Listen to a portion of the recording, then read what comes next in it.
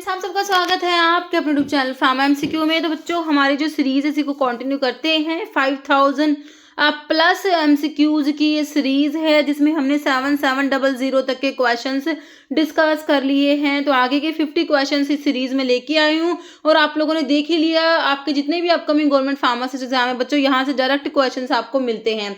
तो सभी examination pharma competitive जितने भी एग्जाम सभी के लिए सीरीज इंपॉर्टेंट रहने वाले, चाहे तुम्हारा स्टेट लेवल पे फार्मासिस्ट का एग्जाम है या फिर सेंट्रल के जैसे कि रेलवे है, एम्स है, सभी के लिए हमारी सीरीज बहुत ही ज़्यादा इंपॉर्टेंट रहने वाली है। और मोस्टली जो है PYQ तुम्हारे प्रीवियस ईयर क्वेश्चंस होते हैं, वही मैं तुम्हारे साथ डिस्कस करती हूँ, है ना, वही मैं तुम्हारे लिए लेके आती हूँ। और बच्चों, अभी जो फार्मा एमसीक्यू ऐप है वहाँ पर इस सीरीज का एक PDF कोर्स है 5000 प्लस MCQ PDF कोर्स, जहाँ पर ये जो सीरीज का PDF अवेलेबल है। क्विक रीजन में आपको हेल्प करता है और बाकी टेस्ट सीरीज क्रैश कोर्स है, तो ऐप पे विजिट कर सकते हो, है ना। तो अभी हम देख लेते हैं हमारे क्वेश्चंस। ओके, कह रहे ड्रैगन ड्रॉफ रिएजेंट कंटेन। तो ड्रैगन ड्रॉफ, तुमने जब एल्कलॉइड्स के जनरल टेस्ट पढ़े होंगे ना, तो वहां पर तुमने पढ़ा होगा मेयर्स टेस्ट जिसमें मेयर्स रिएजेंट है, ड्रैगन ड्रॉफ टेस्ट जिसमें ड्रैगन ड्रॉफ रिएजेंट है, वैगनार टेस्ट जिसमें वैगनार रिएजेंट यूज होता है, और आपका हैगर्स टेस्ट जिसमें हैगर्स रिएजेंट है। तो हैगर्स में तो पिक्रिक एसिड यूज होता है, येलो PPT आते हैं बच्चों। इन दोनों में रेडिश ब्राउन PPT आते हैं। ड्रैगन ड्रॉफ में पोटाशियम बिस्मथ आयोडाइड होता है और वैगनार में आयोडीन प्लस पोटाशियम आयोडाइड होता है। मेयर्स में पोटाशियम मरकरी आयोडाइड और इसमें ना क्रीम कलर के PPT आते हैं। इसके ऊपर कई बार क्वेश्चन बनता है। तो ड्रैगन ड्रॉफ की तुमसे बात करी गई है ना, तो रेडिश ब्राउन तो PPT आएंगे। पोटाशियम बिस्मथ आयोडाइड होता है ड्रैगन ड्रॉफ रिएजेंट जो है पोटाशियम बिस्मथ आयोडाइड। ये पोटाशियम मर्क्यूरिक आयोडाइड है, M से मरकरी को याद कर लेना। ओके, इस M के मेयर के M को इस M से रिलेट कर लोगे तो कंफ्यूजन नहीं होगी, है ना। तो यहाँ पर देखो अब तुम्हारा option saturated aqua solution picric acid, तो भाई येलो PPT आएंगे, हैगर्स रिएजेंट हो गया। पोटाशियम बिस्मथ आयोडाइड तुम्हारा ड्रैगन ड्रॉफ रिएजेंट जिसमें कि रेडिश ब्राउन PPT आएंगे।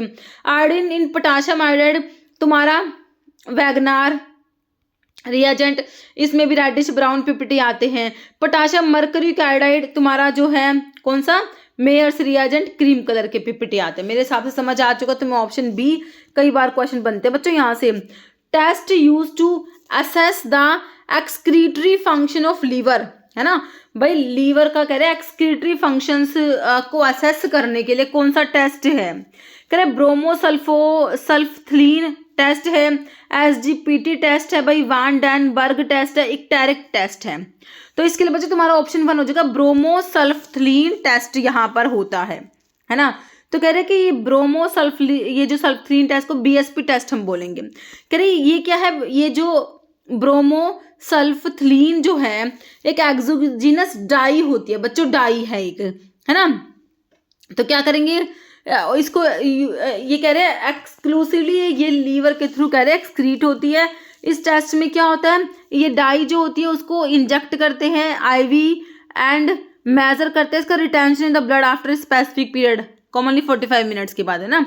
हेल्दी इंडिविजुअल में less than 5% dye retain after 45 minutes. अगर कोई भी दिक्कत नहीं है, हेल्दी इंडिविजुअल है ना, तो कह रहे हैं कि 5% से भी कम डाई रिटेन होती है 45 मिनट के बाद। Increase retention of dye indicate की इम्पेयरमेंट है excretory function of liver cells में, ठीक है। SGPT तुम्हें दिया हुआ था बच्चों, ये क्या होता है, इसकी फुल फॉर्म याद करना, सीरम ग्लूटामेट पायरुवेट ट्रांसअमीनेज, इसको ALT भी कहते हैं, एलिनिन ट्रांसअमीनेज। एक एंजाइम होता है, ये ना लीवर की सेल्स में पाया जाता है। अगर इसका लेवल बढ़ जाता है बच्चों तो वो क्या इंडिकेट करेगा, भाई लीवर में कोई प्रॉब्लम हो रखी है, तुम्हारा हेपेटोसेलुलर डैमेज या इंजरी इंडिकेट करेगा, है ना, इसका लेवल बढ़ गया तो। ओके, ये लीवर के एंजाइम्स हैं। SGOT होता है, SGPT भी होता है। ओके, वान डेनबर्ग टेस्ट क्या है, ये test use to measure bilirubin का लेवल ब्लड में मेजर करते हैं। इस टेस्ट के थ्रू बिलीरुबिन का लेवल मेजर करते हैं ब्लड में, स्पेशली जो कंजुगेटेड और unconjugated bilirubin. Help to differentiate type of jaundice को इसे डिफरेंशिएट कर लेते हैं, हिमोलिटिक है, हिपैटिक है या ऑब्स्ट्रक्टिव है। एक टायरेक्ट टेस्ट होता है, एक टायरेक्ट का मतलब क्या होता है, जॉन्डिस होता है ना। तो ये कह रहे हैं जॉन्डिस के बारे में बता रखा है। जॉन्डिस में क्या होता है, जो हिंदी में पीलिया बोलते हैं ना, तो येलोइश कलरेशन स्किन का, आईज का, हाई बिलीरुबिन के लेवल की वजह से स्किन जो जो वाइट ऑफ आई जो तुम्हारा होता है स्क्लेरा है ना, वो येलो हो जाता है। येलो डिस्कलेशन स्किन का आई का हो जाता है, ये एक साइन होता है ना। तो ठीक है, ये ओल्डर और लेस स्पेसिफिक मेथड है estimation of bilirubin concentration.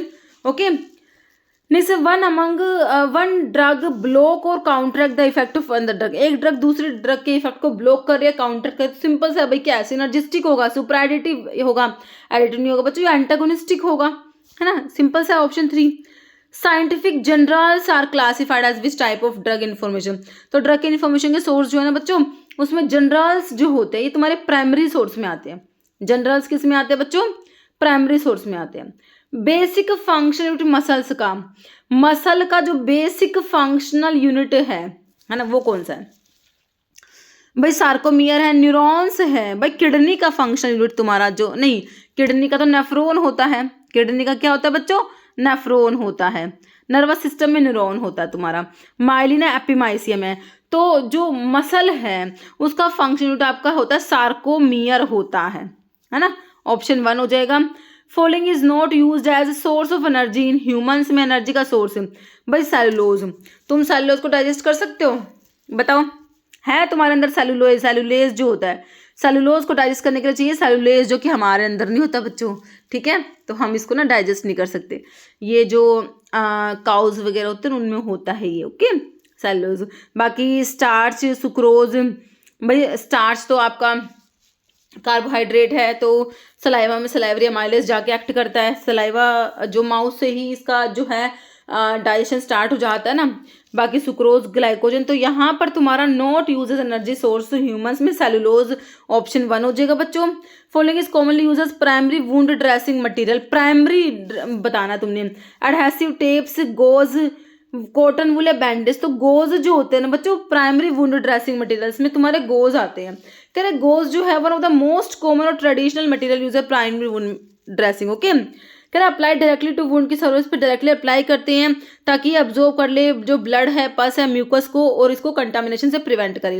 Goes can be use in woven और नॉन वोवन फॉर्म में इसको यूज करते हैं। ऑफन सैचुरेट करते हैं इसको सब्सटेंस की petrolatum to prevent it from sticking to the wound bed during removal, okay. कह reduction in oral drug bioavailability. भाई ओरल रूट से ड्रग देते हो तो बायो अवेलेबिलिटी कम होती है, बिल्कुल होती है भाई, हमने पढ़ा है। ओरल आईवी रूट से ड्रग देंगे तो भाई 100% बायोलिटी पड़ी है, ओरल रूट से तो कम होती है। तो वो कम क्यों पड़ी तुमने, किस वजह से हो रही थी भाई, फर्स्ट पास मेटाबॉलिज्म और तो ड्रग का, है ना। कह रहे reduction in oral bioavailability due to metabolism in the liver. Liver में ड्रग का मेटाबॉलिज्म हो रहा था बच्चों, बिफोर एंटरिंग सिस्टमिक सर्कुलेशन में पहुंचने से पहले लीवर में जो मेटाबॉलिज्म होता है, क्या कहा तुमने उसको, फर्स्ट पास मेटाबॉलिज्म कहा, है ना। बाकी बायो ट्रांसफॉर्मेशन में तो क्या होता है बच्चों, तुम्हारा केमिकल ऑल्ट्रेशन होता है ड्रग का बॉडी में, जैसे कि तुम्हारी नॉन पोलर ड्रग पोलर में कन्वर्ट होती है, या फिर तुम इसको ऐसे कह दो lipid soluble drug water soluble में कन्वर्ट होगी, लिपोफिलिक ड्रग हाइड्रोफिलिक में कन्वर्ट होगी, बात एक ही है ना। प्रोटीन बाइंडिंग जो प्रोटीन से बाइंड होती है, प्लाज्मा प्रोटीन से, है ना। हाफ लाइफ टी हाफ जो होता है, तो यहाँ पर ऑप्शन 3 करेक्ट है तुम्हारा। कह drug that cause physical dependence. भाई फिजिकली हम उस ड्रग पर डिपेंड हो चुके हैं। एक ड्रग जो कि फिजिकल डिपेंडेंस कोज करा रही है, उसको सडनली विड्रॉ कर लिया बच्चों, अचानक से उसको क्या कर लिया, विड्रॉ कर लिया, ठीक है। It cause various abnormal reactions, जिन्हें तुम क्या कहोगे भाई, विड्रॉल सिम्टम्स कह सकते हैं, है ना।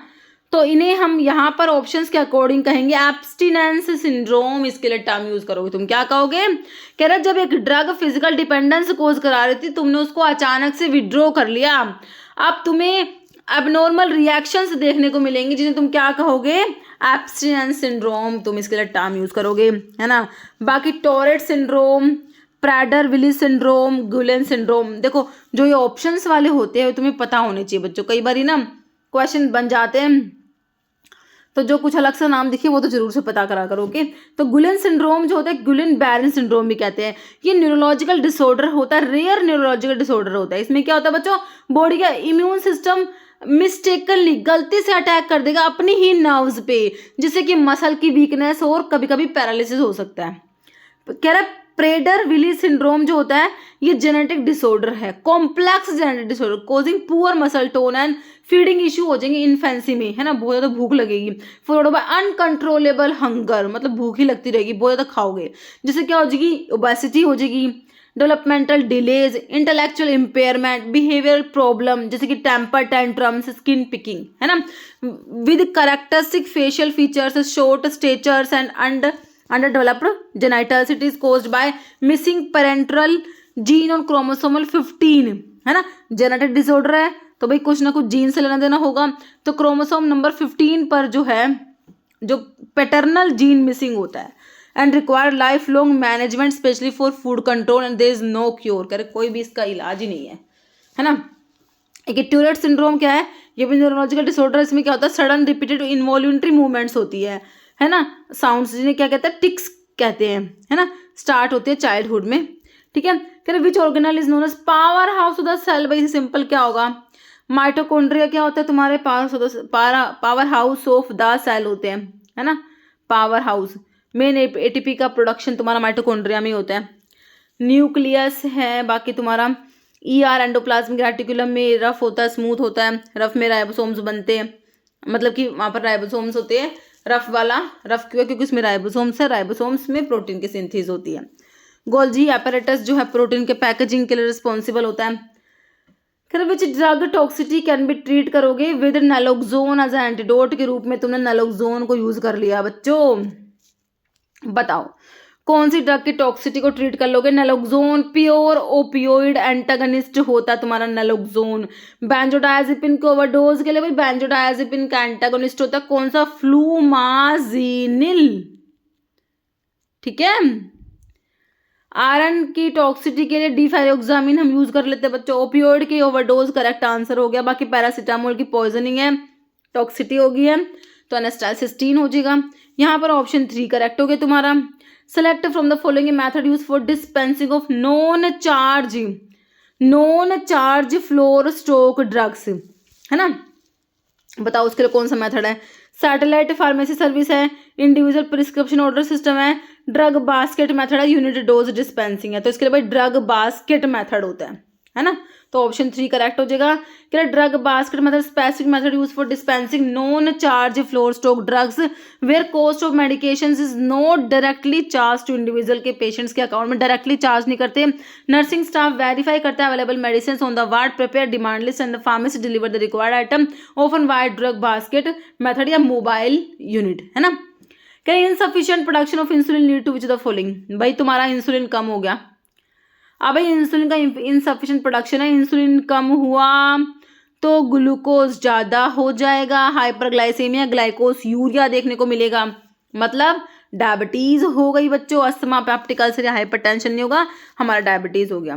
Example of altered absorption due to pH change की वजह से एब्जॉर्प्शन ऑल्टर हो गया कौन सी ड्रग का, मतलब कि इसमें से जो ड्रग है उसका जो मतलब कि कॉम्बिनेशन दिया, साथ में दूसरी ड्रग ने क्या करा, पीएच को चेंज कर दिया, तो पहले वाले ड्रग का एब्जॉर्प्शन ऑल्टर हो गया। देखो कीटोकोनाजोल और एंटासिड्स, एंटासिड्स क्या है, एंटासिड्स एसिड को अपोज करेंगे, ये क्या होते हैं, वीक एल्कली होती है भाई। एंटासिड क्या करते हैं, जो तुम्हारा एसिड बन गया उसको न्यूट्रलाइज करते हैं, है ना, तो एसिड की वजह से भाई तुम्हारा जो है पीएच था एसिडिक था, एंटासिड क्या थे, वीक एल्कली थे, इन्होंने एसिड को न्यूट्रलाइज कर दिया, पीएच बढ़ा दिया।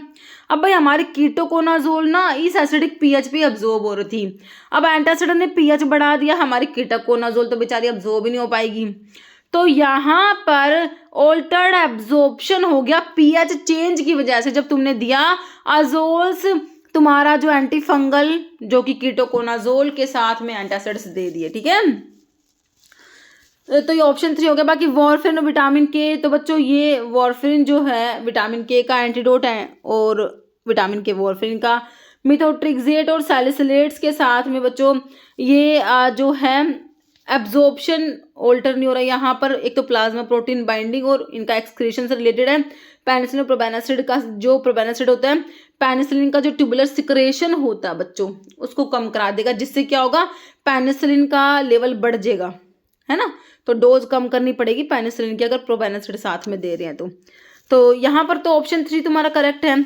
बाकी एक बार देख लो, कीटोकोनाजोल को एसिडिक पीएच चाहिए तुम्हारा, गैस्ट्रिक पीएच जो कि 2.5 से 3, और कह रहा है प्रॉपर डिसोल्यूशन ऑब्जॉर्प्शन के लिए एंटासिड क्या करेंगे भाई, स्टमक में क्या करेंगे, एसिड को न्यूट्रलाइज कर देंगे, पीएच बढ़ा देंगे, साथ में लेंगे तो एंटासिड ने तो पीएच बढ़ा दिया, जिससे कि कीटोकोनाजोल का सॉल्युबिलिटी कम हो जाएगा, ओरल बायोलिटी और ऑब्जॉर्प्शन सब कम हो जाएगा, ट्रीटमेंट फेलियर हो जाएगा। वॉर्फिन विटामिन के साथ क्या है, फार्माकोडायनेमिक इंटरेक्शन है बच्चों। ये वॉर्फिन का एंटीकोगुलेंट इफेक्ट बाय एंटागोनाइज करता है सिंथेसिस ऑफ विटामिन के dependent clotting factor, counter the effect of vitamin के इन द लीवर। ओके, मीथोट्रेक्स और सैलिसिलेट्स जो होते हैं, इनका इंटरेक्शन जो होता है, ये competition for renal excretion, tubular excretion, plasma protein binding sites leads to increase level and toxicity of methotrexate. Okay, probenecid और पेनिसिलिन का मैं तुमको बता दिया।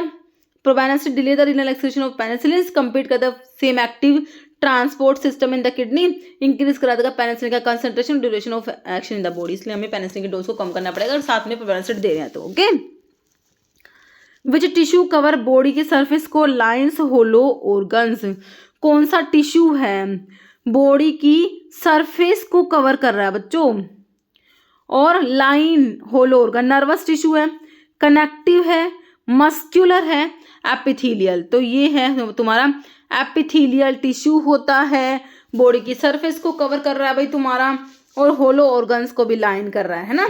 एपिथेलियल टिश्यू होता है कवरिंग ऑफ द, सभी बॉडी सरफेस की कवरिंग बनाता है, lines body cavity, lines hollow organs. Anaerobic fermentation of glucose, भाई देखो ग्लाइकोलिसिस जब होता है ना, अगर ग्लूकोज प्रेजेंट होता है तब तो क्या बनता है ग्लाइकोलिसिस में, है ना, ग्लूकोज से हमारा पायरुविक एसिड बन जाता है। लेकिन अगर ग्लूकोज नहीं होता तो हमने पढ़ा लैक्टिक एसिड बनता है। बट हो तो अगर चाहे ग्लूकोज है चाहे नहीं है, हो तो प्रोसेस तो ग्लाइकोलिसिस ही है। एनारोबिक फर्मेंटेशन ऑफ ग्लूकोज, इसे हम तुम क्या कहोगे, देखो ग्लूकोनियोजेनेसिस में नॉन कार्बोहाइड्रेट सोर्स से ग्लूकोज बन रहा है बच्चों। ग्लूकोनियोजेनेसिस क्या होता है मेरे बच्चों, ग्लूकोनियोजेनेसिस जो होता है, ग्लूकोनियोजेनेसिस में क्या होता है, नॉन कार्बोहाइड्रेट सोर्स से हमारा ग्लूकोज बन रहा है ना। ग्लाइकोजन की लाइसिस, अभी ग्लाइकोजन प्लस लाइसिस मतलब क्या हुआ, ग्लाइकोजन का टूटना। ग्लाइकोजन जो कि ग्लूकोज हमारी बॉडी में ग्लाइकोजन की फॉर्म में स्टोर होता है, ग्लाइकोजन टूटेगा और तुम्हारा ग्लूकोज बनेगा मेरे बच्चों, ठीक है। ग्लाइकोजेनेसिस मतलब, ग्लाइकोजेनेसिस का मतलब क्या है, ग्लाइकोजन की सिंथेसिस, ग्लूकोज ग्लाइकोजन की फॉर्म में बॉडी में स्टोर हो रहा है, ठीक है।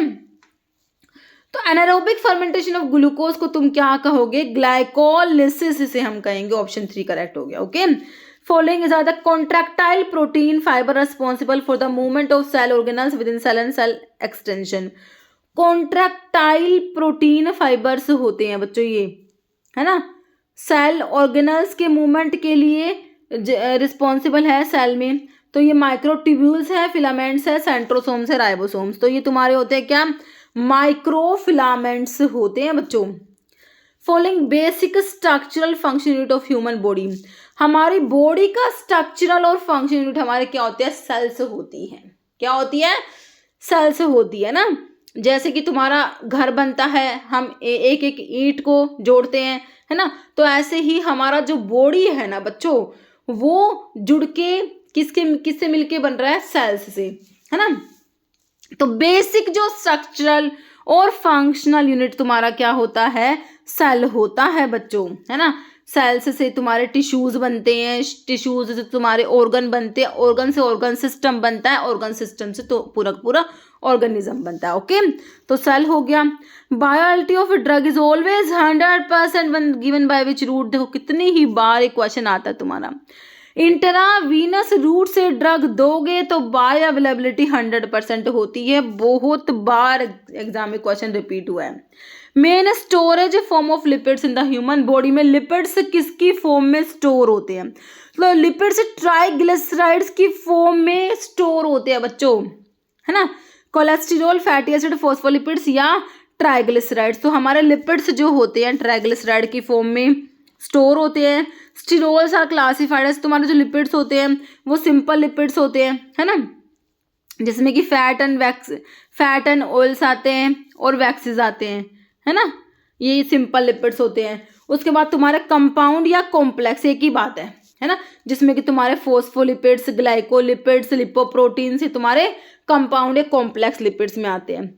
तो स्टीरोल्स जो है बच्चों हमारे डिराइव लिपिड होते हैं, जो कि सिंपल और कंपाउंड से डिराइव होते हैं बच्चों।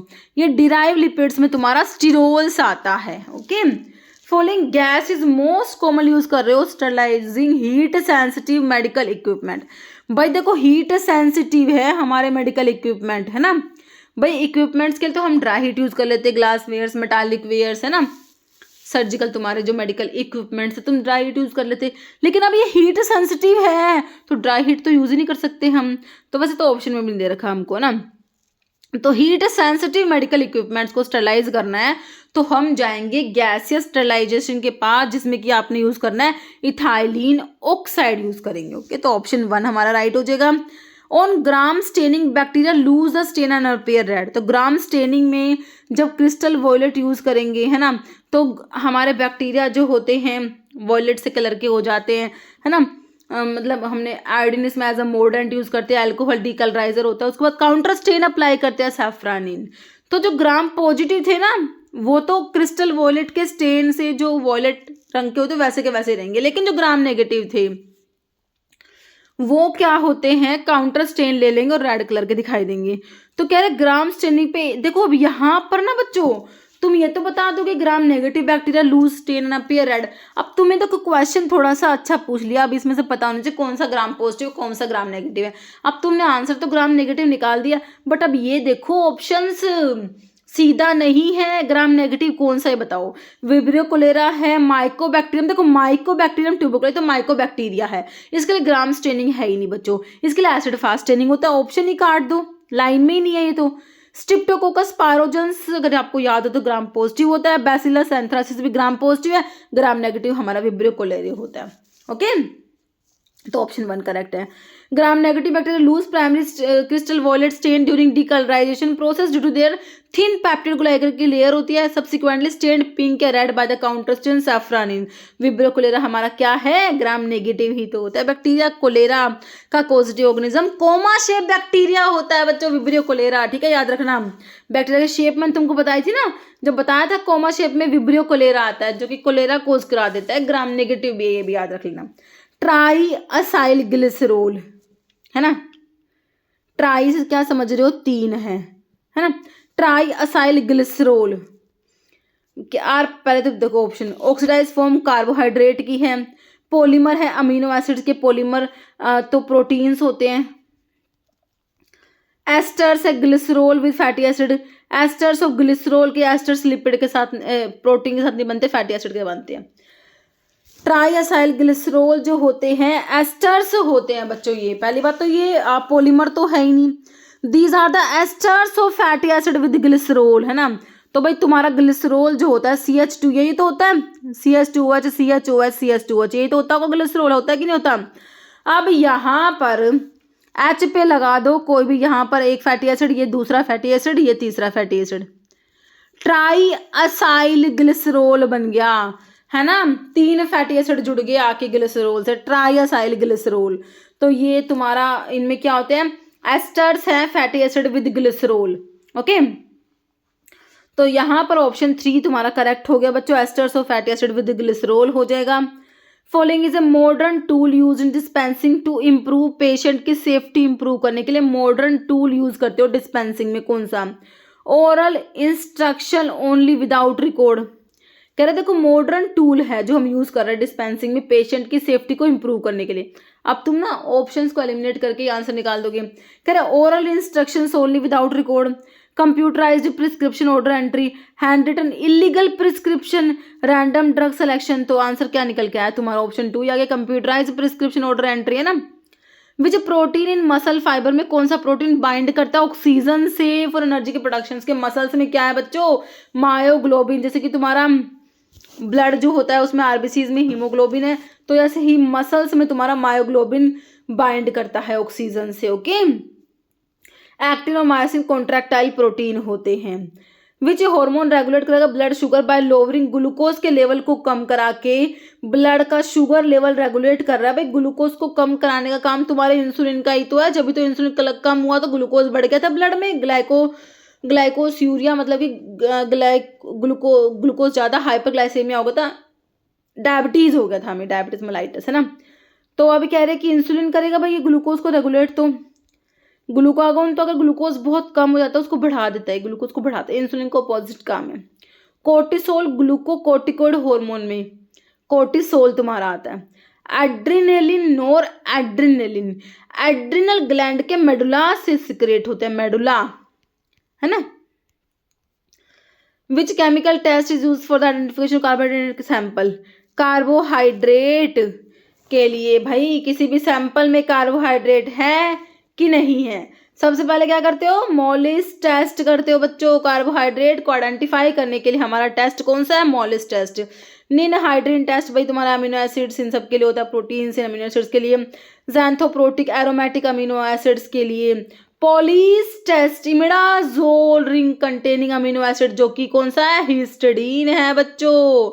पॉलीस टेस्ट किसके लिए है, imidazole ring containing amino acid के लिए होता है ना। Vitamin B6 deficiency which of the following reaction is most affected, अगर B6 की डेफिशिएंसी हो रखी है, पायरोक्सिन की डेफिशिएंसी हो रखी है ना, तो कौन सी रिएक्शन से अफेक्टेड होंगी, ट्रांस अमीनेशन रिएक्शन, जिसमें तुम्हें PLP एज जो होता चाहिए होता है, PLP पायरोक्सिल फॉस्फेट है ना, जो कि इसका कोएंजाइम फॉर्म होता है B6 का। तो transamination, carboxylation, hydroxylation, oxidation नहीं होगी, ऑप्शन 1 करेक्ट हो जाएगा। Okay. A young male report inability to sleep without smoking cannabis, ठीक है, कैनबिस को स्मोक करे बिना सो नहीं सकता भाई ये, ठीक है। He feels strong craving but no serious withdrawal, कोई साइन नहीं है, बट क्रेविंग है, स्ट्रॉन्ग क्रेविंग है। When he tries to stop this most likely represent which of the following, बताओ, कोई विड्रॉल साइंस नहीं है बच्चों, स्ट्रॉन्ग क्रेविंग है। ड्रग एलर्जी है, साइकोलॉजिकल डिपेंडेंस है, क्रॉस टॉलरेंस, फिजिकल, तो भाई ये तुम्हारी साइकोलॉजिकल डिपेंडेंस में आ जाएगी। फिजिकली जो डिपेंडेंस में तो बच्चों विड्रॉल साइंस होते, हमने देखा था एब्स्टिनेंस सिंड्रोम जो देखा था ना, तो ये आपका साइकोलॉजिकल डिपेंडेंस हो गया। Which gland is refer to as the master gland of the endocrine system, भाई पिट्यूटरी ढूंढ लो, ऑप्शन में मिल गई, पिट्यूटरी ग्लैंड है ना, मास्टर एंडोक्राइन ग्लैंड कहते हैं पिट्यूटरी को, है ना। पीनियल ग्लैंड भाई ब्रेन में जाके थर्ड वेंट्रिकल से अटैच है, मेलाटोनिन रिलीज करती है। एड्रिनल ग्लैंड, किडनी भाई तुम्हारी जो है ना, किडनी के ऊपर ऐसे देखो 2 एड्रिनल ग्लैंड है। थायराइड ग्लैंड है, T3 T4 कैल्सिटोनिन प्रोड्यूस करेगी, तो ऑप्शन 4 करेक्ट है। Method for estimation of demand of drug in A hospital include which of the following, drug के डिमांड को एस्टिमेट करने के मेथड बताने बच्चों। कह रहा है जजमेंटल कॉस्ट और सर्विस है, होता है casual method, judgemental post past experience है, quality quantity past experience, casual manufacturing staff and manufacturing equipments, तो इसमें हो जाएगा तुम्हारा, ये कह रहा है कैजुअल मेथड है, जजमेंटल और पास्ट एक्सपीरियंस। ओके।